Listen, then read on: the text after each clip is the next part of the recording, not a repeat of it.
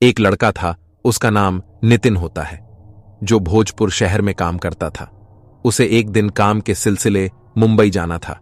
मुंबई जाने के लिए उसे रात को ही ट्रेन मिलती है। दिन में वो अपना सारा सामान पैक कर लेता है, फिर वो स्टेशन के लिए निकल जाता है। जैसे ही भोजपुर स्टेशन पहुंचता है, वहां पर उसे कोई भी दिखाई नहीं देता है। फिर नितिन बोलता है, कितना अजीब है ये स्टेशन, न कोई आदमी दिख रहा है और न ही कोई परिंदा। अब किससे पूछूं कि मुंबई वाली ट्रेन कौन से प्लेटफॉर्म पर आएगी। नितिन थोड़ा आगे जाकर देखता है, वहां उसे एक आदमी दिखाई देता है जो स्टेशन के एक बोर्ड के पास खड़ा था।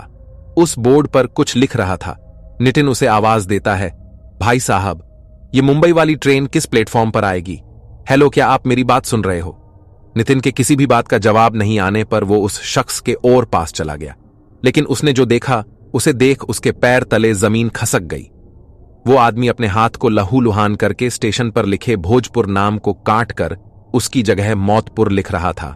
जैसे ही वो आदमी नितिन को देखता है और उसे बोलता है, भाग जा यहां से, वो आएगी और तेरे जिस्म को भी चिढ़ते हुए निकल जाएगी। अगर अपनी जान प्यारी है तो यहां से चला जा, भाग जा यहां से। इतना कहकर वो पागल आदमी खुद ही वहां से भाग गया। तभी नितिन की किसी ने पीठ धपधपाई। नितिन ने हिम्मत करके पीछे मुड़कर देखा। उसके सामने एक आदमी खड़ा था और वो स्टेशन मास्टर था। उसने नितिन को बोला, कौन हो तुम?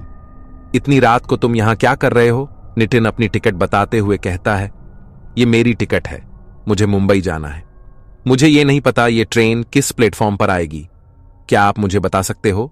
स्टेशन मास्टर साहब, ओहो, तुम हो वो पहले यात्री जो इस स्टेशन पर 24 साल बाद अपनी ट्रेन पकड़ेगा। नितिन, 24 साल बाद? ये क्या बोल रहे हो आप? स्टेशन मास्टर साहब, हां, क्योंकि इन 24 सालों में इस स्टेशन पर एक भी ट्रेन नहीं रुकी। अगर रुकी है तो उसने किसी को जिंदा नहीं छोड़ ढा।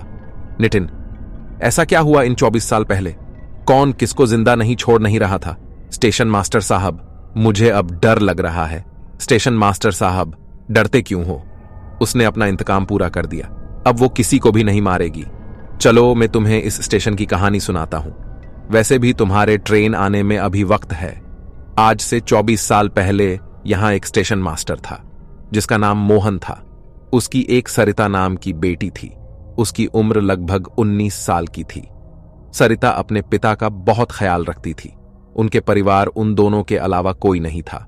दूसरी ओर एक ट्रेन में तीनों दोस्त सफर कर रहे थे।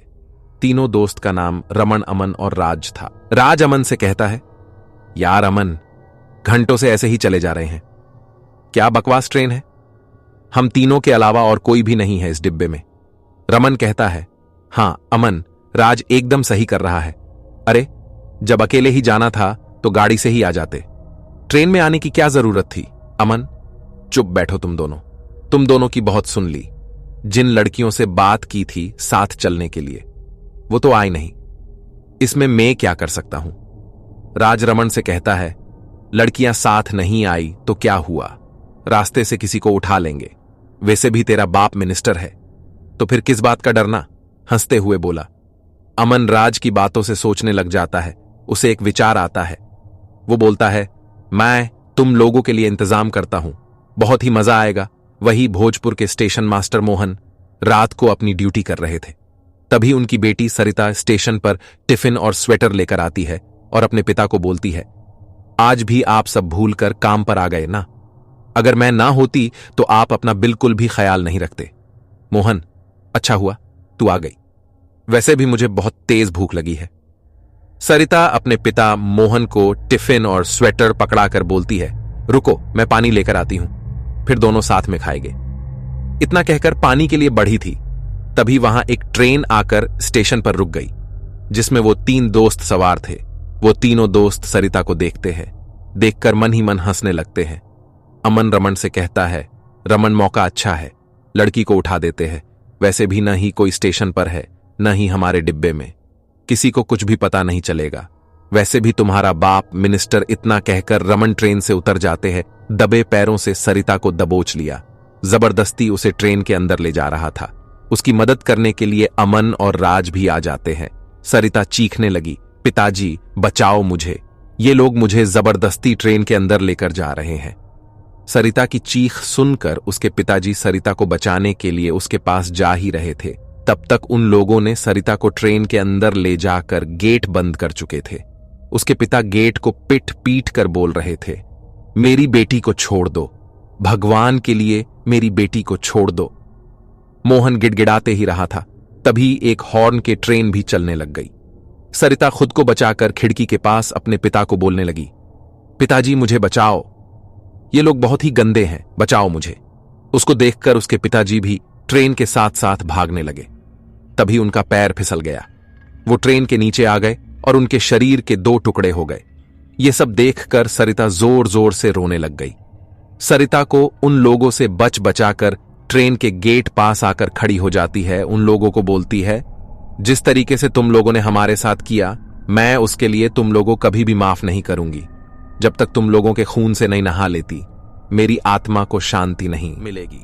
इतना कहकर वो ट्रेन से कूद जाती है। उसके मौके पर ही मौत हो जाती है। कहानी सुनते हुए नितिन स्टेशन मास्टर साहब को बोलते हुए कहता है, सरिता तो मर गई, तो उसका बदला कब पूरा? स्टेशन मास्टर साहब, सरिता के मरने के बाद उसकी आत्मा इस स्टेशन से गुजरने वाली हर ट्रेन का पीछा करती है। जो भी उसके रास्ते में आता, उन्हें वो चिढ़कर निकल जाती। इस डर से यहां पैसेंजर उतारना भी बंद कर दिया। धीरे धीरे ट्रेन भी यहां रुकने नहीं लगी। लेकिन एक रात वही तीनों इसी रास्ते से मुंबई जा रहे थे। सरिता की आत्मा उन तीनों को देख लेती है, ट्रेन को उसी जगह पर रुका देती है। रमन बाहर जाकर देखता है तो उसे वहां पिताजी दिखते हैं। रमन वहां उतर जाता है, साथ में उसके दोस्त भी। सरिता की आत्मा ने यह सब माया जाल किया उन लोगों के साथ, ताकि वो ट्रेन से उतर जाए। तभी उनको वहां एक आवाज सुनाई देती है, आखिर तुम लोग आ ही गए। तुम लोगों ने मेरी जिंदगी बर्बाद कर, आज मैं तुम लोगों को छोड़ूंगी। इतना कहकर सरिता की आत्मा अमन और राज को बुरी तरीके से मार देती है, उनके शरीर के टुकड़े टुकड़े कर देती है। उन लोगों की भयंकर तरीके की मौत देखकर रमन माफी मांगने लगता है। इन लोगों की बातों में आकर मैंने यह काम किया, वरना यह काम मैं कभी भी नहीं करता। मैं तो अपने पिताजी को ढूंढने के लिए आया था, पर मुझे क्या पता था कि आज मेरी मौत आएगी, वरना मैं कभी इस रास्ते पर नहीं आता। सरिता की आत्मा बोलती, तेरे पिताजी मेरे पास हैं, वो देख तेरे पीछे। सरिता की आत्मा बोलती, जिसे तरीके से मेरे पिता अपनी बेटी के लिए तड़प कर मर गए, उसी प्रकार तुम्हारे पिता अपने बेटे को मरता हुए देखेंगे। सरिता की आत्मा रमन के शरीर से तेजी से पार होकर गुजर जाती है और उसके शरीर के छीतड़े हो जाते हैं। ये देखकर रमन के पिता पागल हो जाते हैं। कहानी सुनाते हुए स्टेशन मास्टर नितिन को बोलता है, जो आदमी आज तुम्हें मिला था वो कोई और नहीं बल्कि रमन के पिता थे। आज भी बेटे को खो देने के गम में पागल की तरह इधर उधर घूम रहे हैं। तब तक नितिन की भी ट्रेन आ जाती है और वो उसमें बैठकर मुंबई चला जाता है। दोस्तों, अगर आप लोगों को कहानी पसंद आई हो तो चैनल को सब्सक्राइब, वीडियो को लाइक कर दे। मिलते हैं एक नई कहानी के साथ।